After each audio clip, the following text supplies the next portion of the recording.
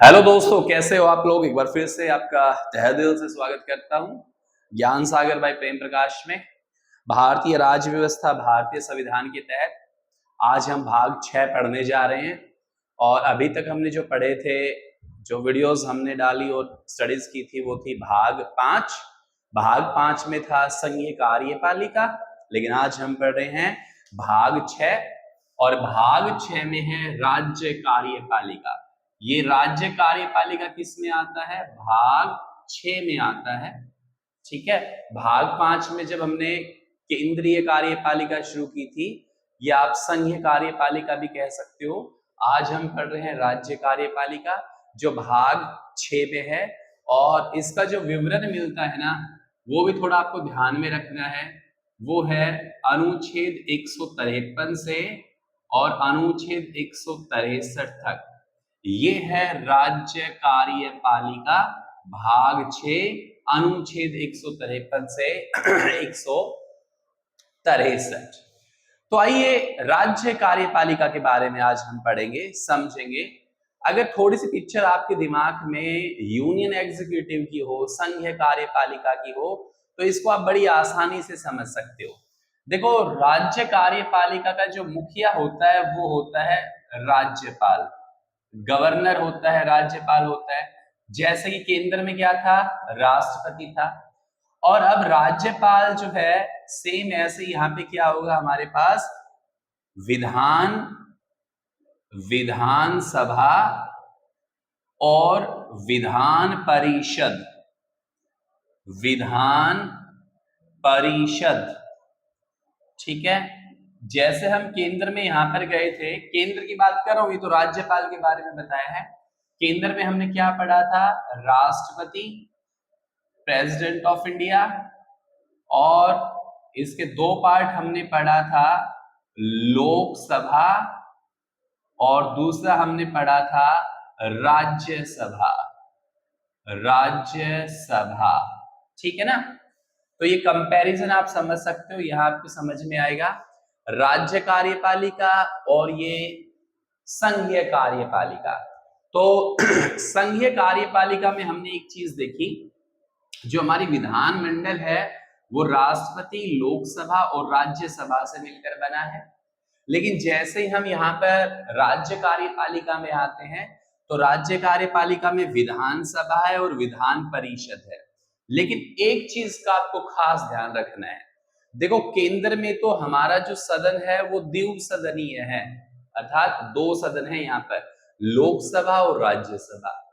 लेकिन जैसे ही यहाँ पे आते हैं हम, तो ये जो विधान परिषद है ना, ये सभी राज्यों में नहीं है, ये केवल 7 राज्यों में है। ये बात आपको अभी से समझ लेनी है, ताकि जब आगे हम राज्य कार्यपालिका पढ़े तो उसमें कोई दिक्कत ना हो, ठीक है ना। तो ये आप जान लेना।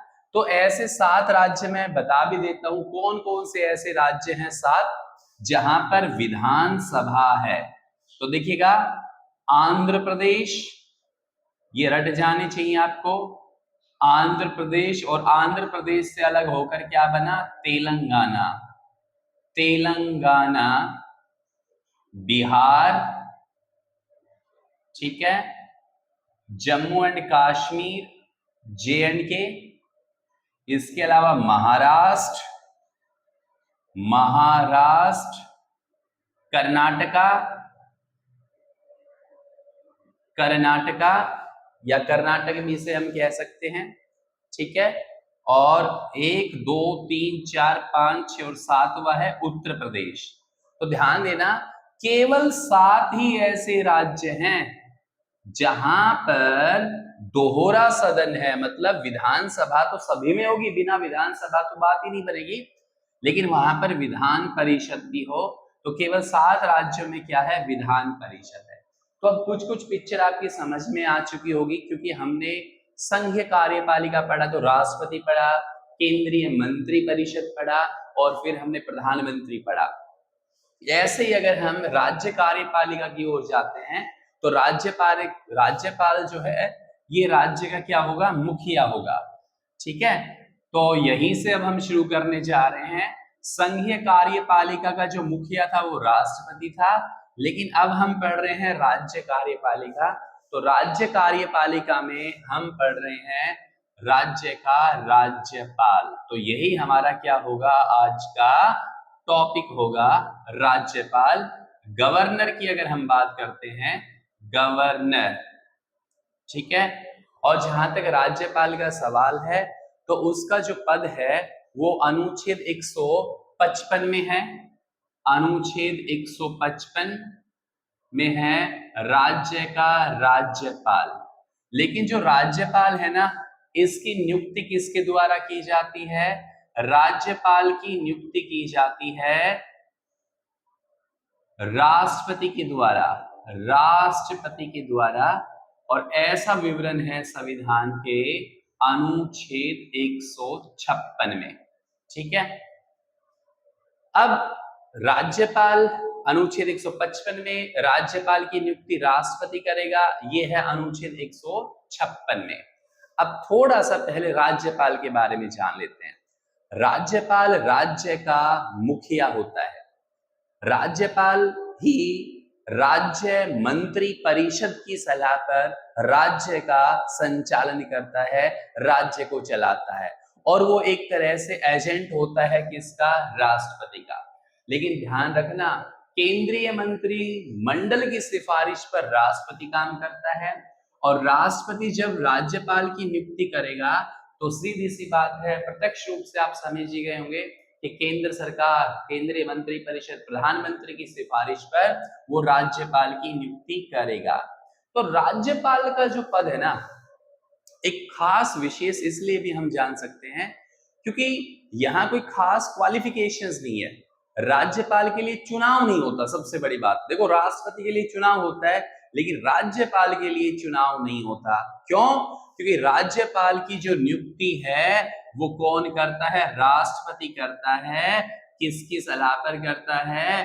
प्रधानमंत्री की सलाह पर करता है। तो ये चीज आपको बहुत ही क्लियर हो जानी चाहिए। अब नियुक्ति हो गई तो शपथ।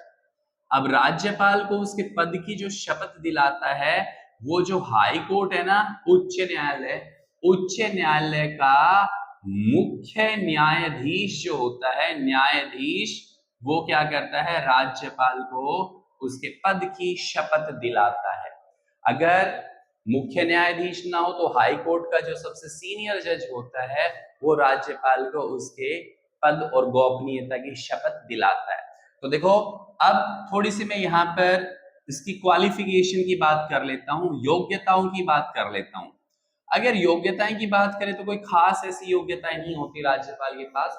वह भारत का नागरिक हो, वह किसी लाभ के पद पर ना हो।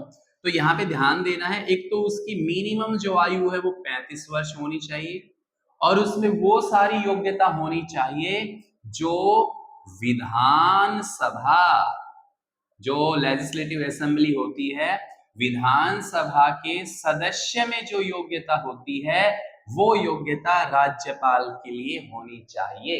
थोड़ा राष्ट्रपति का ध्यान करो। राष्ट्रपति में मैंने बताया था कि राष्ट्रपति में वो सारी योग्यता होनी चाहिए जो एक लोकसभा सदस्य की होती है। ठीक है दोस्तों, यहां तक क्लियर हो रहा होगा।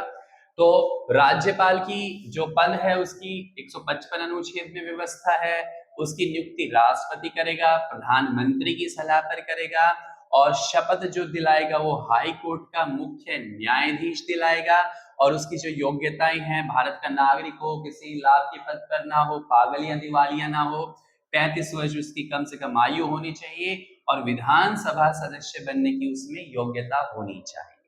अब हम आते हैं यहाँ पे कार्यकाल। देखो, अगर कार्यकाल की बात करते हैं तो सारे कॉन्स्टिट्यूशनल पोस्ट है उनका कार्यकाल है, लेकिन राज्यपाल का जो कार्यकाल है ना वो निश्चित नहीं है। आमतौर पर हम कह देते हैं उसका कार्यकाल 5 वर्ष का है, लेकिन 5 वर्ष के से पहले भी हटाया जा सकता है। तो आप इसको यूं समझो, जो राष्ट्रपति है ना, राष्ट्रपति के प्रसाद पर्यंत, प्रसाद पर्यंत ये अपने पद पर बना रहेगा। और राष्ट्रपति के प्रसाद पर्यंत का मतलब सीधी सी बात है, प्रधानमंत्री के प्रसाद पर्यंत। क्लियर? तो ये स्थिति है। अब सवाल आता है कि राष्ट्रपति जो है वो अपने प्रसाद पर्यंत तो इस पद पे रखता है, लेकिन अगर प्रधानमंत्री ऐसे सिफारिश करे तो उसे पहले भी हटाया जा सकता है। अब वेतन की बात कर लेते हैं। अगर राज्यपाल के वेतन की बात करें तो 3,50,000 रुपए, 3.5 लाख रुपए इसका क्या है, वेतन है राज्यपाल का। अब एक खास बात यहां पर ये है, ये आपको पता होना चाहिए, अगर राज्यपाल की बात करते हैं हम तो कोई एक राज्यपाल 2 राज्यों का भी राज्यपाल हो सकता है, ठीक है ना। तो ऐसे केस में उसके जो वेतन होते हैं वो डबल हो जाता है, तो एक्स्ट्रा वो कार्यभार देख रहा है तो उसका वेतन उसी हिसाब से होगा। तो यहां तक क्लियर होगा राज्यपाल। अभी हम बहुत कुछ पढ़ने वाले हैं, लेकिन वो शक्तियां पढ़ेंगे हम, लेकिन उससे पहले आपको ये चीजें जरूर पता होनी चाहिए कि राज्य कार्यपालिका का जो मुखिया होता है वो गवर्नर होता है, राज्यपाल होता है। अच्छा, एक चीज और भी है यहाँ पर कि जो केंद्र शासित प्रदेश हैं उनमें हम इनको राज्यपाल नहीं बोलते। यहां भी हमें कई बार क्या होता है, कंफ्यूजन बना रहता है।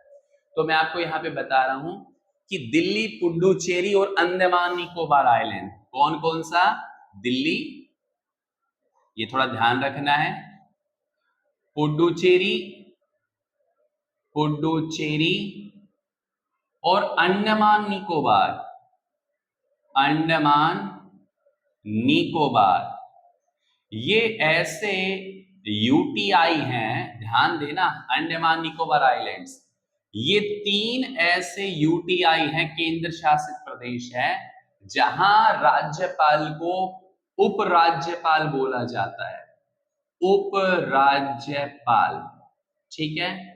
ये भी आपको पता होना चाहिए, लेफ्टिनेंट गवर्नर इसे हम बोलेंगे इंग्लिश में, ठीक है। अच्छा, इसके अलावा हमारे पास कुछ ऐसे भी यूटीआई हैं जैसे दादर नगर हवेली, लक्षद्वीप और दीव और दमन। कौन कौन से हैं, दादर नगर हवेली, दादर नगर हवेली, लक्षद्वीप, लक्षद्वीप, या हम दमन और दीव की बात करते हैं, दमन और दीव। यहां का जो गवर्नर होगा ना, जो राज्यपाल होगा, उसको हम प्रशासक कहेंगे। ये ऐसे क्वेश्चन बहुत आते हैं और कंफ्यूजिंग होते हैं, इसलिए मैं आपको यहाँ पे लिखवा रहा हूं, बता रहा हूं, समझा रहा हूं। उनको हम राज्यपाल नहीं कहेंगे, क्या कहेंगे, प्रशासक कहेंगे, अर्थात इंग्लिश में एडमिनिस्ट्रेटर इसको हम बोलते हैं।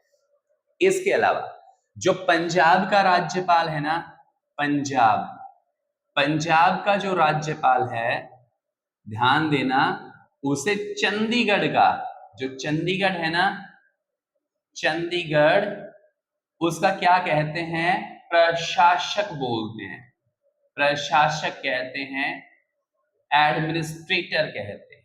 क्लियर। तो इतनी भी चीज आपको जरूर पता होनी चाहिए जब हम राज्यपाल के बारे में पढ़ते हैं, समझते हैं। तो क्लियर यहां तक। अब हम आते हैं राज्यपाल की शक्तियों की ओर, ताकि ये सारे टॉपिक आपके क्लियर हो सके। तो आइए इसको हम शुरू करते हैं। तो राज्यपाल पढ़ा, उसकी नियुक्ति पढ़ा, कार्यकाल पढ़ा, शपथ पढ़ा, सब कुछ पढ़ा। अब जो राज्यपाल है ना, राज्यपाल, उसकी हम पढ़ रहे हैं यहाँ पर, राज्यपाल की पावर, शक्तियां, उसकी शक्तियों को हम क्या करेंगे, डिस्कस करेंगे। यहाँ पे क्या क्या उसमें जो है शक्तियां हैं राज्यपाल के पास। तो देखो, इसको अगर आप पैरेलल और कंपैरिजन करके चलते हो किसके साथ, राष्ट्रपति के साथ, तो ये बिल्कुल आपकी समझ में आ जाएगा। सबसे पहले हम यहाँ पे मनोनीत करने की शक्ति को पढ़ लेते हैं, मनोनीत करने की शक्ति, ठीक है, मनोनीत करने की शक्ति। ध्यान करो, राष्ट्रपति को ये अधिकार है कि वो 12 सदस्य को क्या कर सकता है, नॉमिनेट कर सकता है राज्यसभा में। अब ऐसी एक शक्ति यहाँ पे राज्यपाल को दे दी गई है नॉमिनेट करने की। अगर बात करते हैं तो भारतीय संविधान का जो अनुच्छेद 333 है ना, अनुच्छेद 333, उसके अनुसार राज्यपाल को ये शक्ति है कि वो एक एंग्लो इंडियन को विधानसभा में क्या कर सकता है, विधानसभा में नॉमिनेट कर सकता है, मनोनीत कर सकता है एक एंग्लो इंडियन को। कब? जब उसे ये लगा कि चुनाव में, विधानसभा चुनाव के अंदर इस समुदाय को पर्याप्त रिप्रेजेंटेशन नहीं मिला, तो ऐसे केस में, तो ये हो गई उसकी मनोनीत करने की शक्ति। दूसरे अगर हम यहाँ पे बात करते हैं न्यायिक शक्ति, न्यायिक जुडिशियल पावर, तो देखो न्यायिक शक्तियों में खास ये है कि राष्ट्रपति को एक बार देखिएगा, राष्ट्रपति के पास 2 एक्स्ट्रा पावर होती है राज्यपाल से। वो कैसे? फांसी की सजा को माफ कर सकता है राष्ट्रपति, कोर्ट मार्शल की सजा को माफ कर सकता है, लेकिन राज्यपाल नहीं कर सकता। तो जो राज्यपाल की शक्तियां हैं वो लगभग राष्ट्रपति की है, छोड़ के इन 2 शक्तियों को। कौन कौन सी? कोर्ट मार्शल की सजा और फांसी की सजा, इनको माफ राज्यपाल नहीं कर सकता, और सारी शक्तियां उसके पास रहेगी। इसके अलावा अगर न्यायिक शक्तियों की बात करें, न्यायिक शक्तियां, जुडिशरी पावर की हम बात करते हैं, तो राष्ट्रपति के तरह, सॉरी न्यायिक हो गया ना, न्यायिक नहीं, मैं यहाँ पे कहना चाह रहा था वैधानिक शक्तियां, वैधानिक शक्तियां। भाई जहां पर राष्ट्रपति पढ़ा था, राष्ट्रपति जब लोकसभा और राज्यसभा किसी बिल को पास करती है और राष्ट्रपति मंजूरी दे देता तो कानून बन जाता है। ऐसे ही जब विधानसभा या जिस राज्य में विधान परिषद है वो क्या करे, कोई बिल पास कर दे और राज्यपाल उसको क्या कर दे, अपनी मंजूरी दे दे उस बिल को, तो क्या बन जाता है, कानून बन जाता है। तो ये है उसकी वैधानिक शक्तियां। इसके अलावा यहां पे हम बात करते हैं नियुक्ति करने की शक्ति, ठीक है।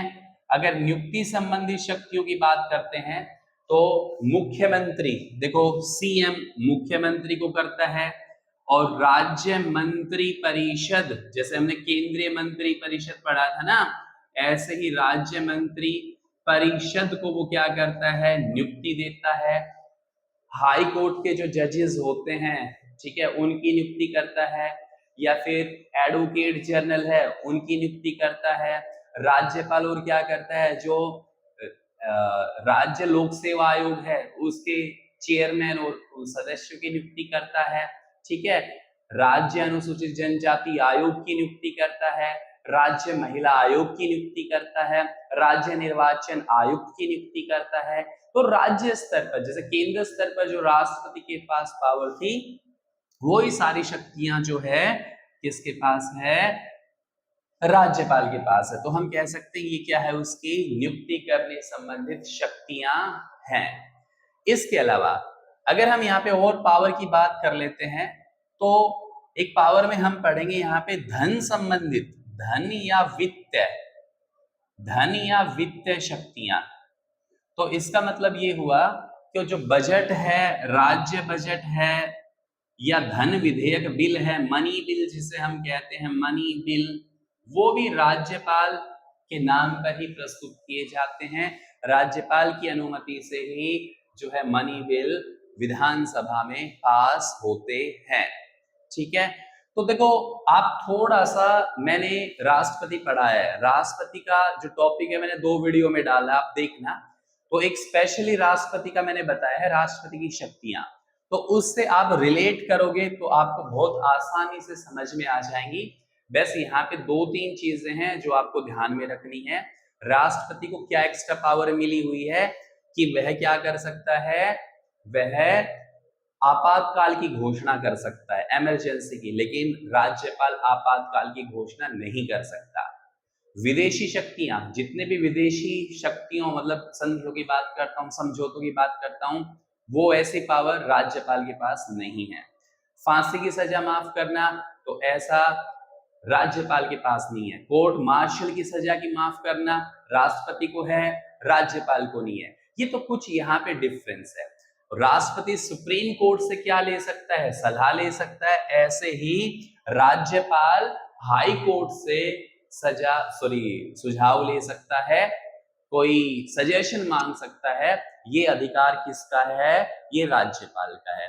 तो आई थिंक यहाँ ये पूरा टॉपिक राज्य कार्यपालिका है, ये आपकी समझ में आ गया होगा। तो राज्य कार्यपालिका में आज हम पढ़ चुके हैं राज्यपाल, और अगली वीडियो में हम पढ़ेंगे, अगले हम टॉपिक में पढ़ेंगे वो मुख्यमंत्री पढ़ेंगे। जैसे हमने राष्ट्रपति पढ़ा, उसके बाद प्रधानमंत्री पढ़ा, तो ऐसे ही हम क्या करेंगे, सीएम के बारे में पढ़ेंगे। तब तक आप बने रहिएगा चैनल पर, मिलते हैं अपने नेक्स्ट ब्लॉग में, तब तक के लिए गुड बाय।